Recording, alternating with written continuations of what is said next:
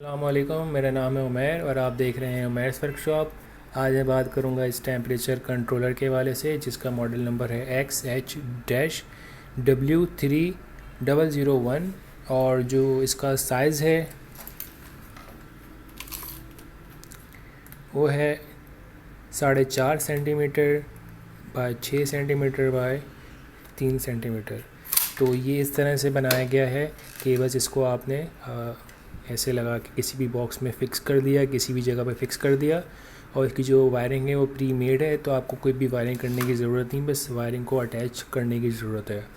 अब इसका जो बैक साइड पे इसकी सारी चीज़ें लिखी हुई हैं कि ये इसको कैसे वर्किंग करना है, कैसे जो है इसकी सारी इंस्ट्रक्शन भी इसकी बैक साइड पे ही लिखी हुई हैं। सबसे पहले इसमें लिखा हुआ है कि W3001 माइक्रो कंप्यूटर कंट्रोलर है और इसकी जो रेंज है 50 सेल्सियस से लेके 110 सेल्सियस तक है और एक्यूरेसी 0.1 सेल्सियस है। मेजरमेंट इनपुट है इसकी NTC10 के, जो कि इसका सेंसर है। ये इसका NTC सेंसर कहते हैं, तो NTC सेंसर है इसका और NTC10 के लिखा हुआ है। इसमें आउटपुट टाइप लिखा हुआ है कि डायरेक्ट आउटपुट है, जो करंट इसमें डाला जाएगा उसी करंट को वो आगे देगा। अच्छा लिखा हुआ है कि स्टार्ट टेम्परेचर पे आपको अप करना पड़ेगा और डाउन टेम्परेचर पे डाउन, और हीटिंग मोड पे आपने जो है बटन दबाना है ऊपर फिर नीचे, और जो कूलिंग का मोड है फिर ऊपर और नीचे। तो इसकी जो भी है वो सेटिंग हम देख लेते हैं। इसमें लिखा हुआ है कि लॉन्ग प्रेस जो है आपने बटन दबा के रखना है, तो जो है लॉन्ग प्रेस दबा के रखेंगे तो फिर आपका टेम्परेचर सेटिंग में आ जाएगी, और फिर नीचे वाला बटन दबा के रखेंगे पहले देखने के लिए, फिर दबा के रखेंगे ज़्यादा देर तक, तो फिर टेम्परेचर उसको सेट कर सकते हैं। तो इसमें फिर वार्निंग लिखी हुई है कि भाई पहले देख लें कि कौन सी वायरिंग सही करी है आपने या नहीं, इसको पावर ऑन करने से पहले। तो ये नहीं है कि पहले गैस करें कि भाई ऐसा हो सक जाए वैसा हो सक जाए, तो आपने पहले इसकी वायरिंग ठीक तरह से करनी है, बिल्कुल वही चीज़ इनपुट करनी जो करंट इसमें लिखा हुआ है। अब इसमें हमारे पास 3 तरह के करंट हैं। एक है 12 what, 120 what, 24 what, 240 what, 110 volt से लेके 220 वोल्ट और 1500 वॉट। तो इसमें हमारे पास जो फैक्ट्री से जो क्लिक होके आया है, मार्क होके आया है, वो 12 वोल्ट है, यानी कि इसको हम 12 वोल्ट ही देंगे और दे सकते हैं, और इसी से हमें डायरेक्ट 12 वोल्ट ही मिलेगा। तो इसकी जो तार होते हैं ये पहले से बने हुए होते हैं, इसमें हमने डायरेक्टली जो है 12 वोल्ट की इनपुट करी हुई है, तो इसी से ये ऑन है, और वही 12 वोल्ट ये यहाँ से आउटपुट दे रहा है, डायरेक्ट हम इससे पंखा चला रहे हैं। ये है 12 वोल्ट का फ़ैन। तो 12 वोल्ट लेके ही 12 वोल्ट देगा, 220 वोल्ट लेके ही 220 वोल्ट देगा। तो इसमें कोई क्रॉस वो नहीं है, क्रॉस वोल्टेज की 12 वोल्ट दें तो 220 वोल्ट भी जो है चला सकें, ऐसा नहीं है। तो जो देंगे वही जो है ये आगे देगा, तो क्योंकि इसका जो आउटपुट है वो डायरेक्ट है। इसमें जो हमने टेम्परेचर सेट किया हुआ है वो किया हुआ है 38, जो कि इसकी ऑन लिमिट है, और 38.5 जो इसकी ऑफ़ लिमिट है, यानी कि 38.5 पे ऑफ़ हो जाना चाहिए और 38 पे ऑन हो जाना चाहिए। तो ये हमने इसकी ऑन सेटिंग और ये है ऑफ़ सेटिंग, ठीक है। तो इसमें सिर्फ 2 ही बटन है, इसी में हमने सारी सेटिंग करनी होती है। इसके हम टेम्परेचर बढ़ा के देखते हैं कि कितना सही वर्किंग कर रहा है।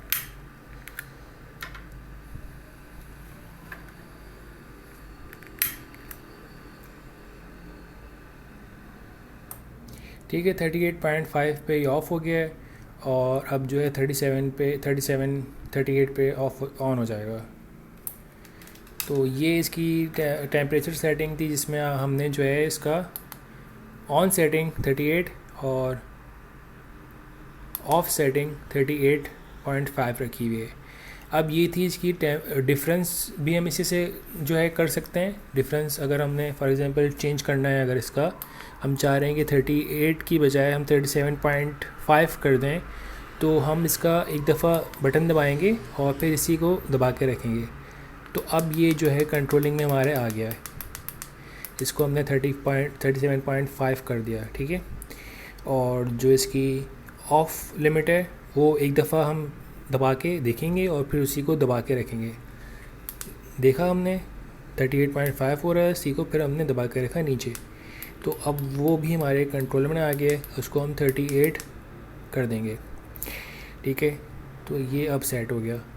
अब हमने जो ऑन लिमिट करी 37.5 कर दी और ऑफ लिमिट 38 कर दी। तो ये इस तरह से आप डिफरेंस कर सकते हैं, टेम्परेचर सेट जितने भी करना चाहें कर सकते हैं।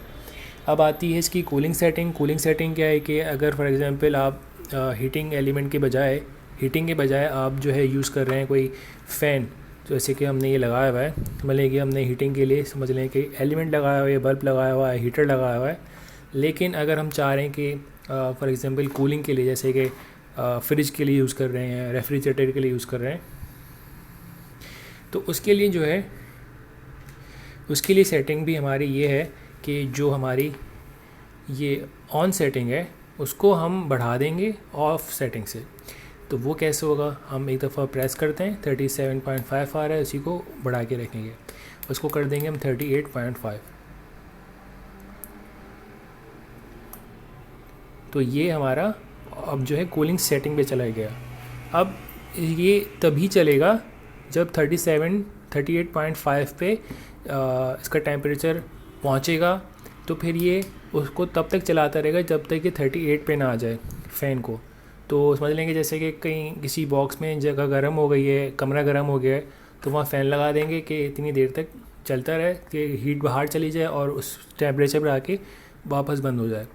तो हमने जो इसकी ऑन सेटिंग है वो 38.5 पे कर दी है, और इसकी जो ऑफ सेटिंग है वो हमने ये कर दी है, इसको हम 37 पे कर देते हैं। एक दफ़ा जो है बटन दबाया और फिर दबा के रखा उसको, ठीक है, इसको हमने 37 कर दिया, यानी कि समझ लेंगे 38 जो है हमारा ऑफ, यानी कि हाई टेम्परेचर है, और ये जो है हमारा लो टेम्परेचर है। इसी के अंदर कूलिंग सिस्टम रखना है इसने। अब हम इसको चला के देख लेते हैं।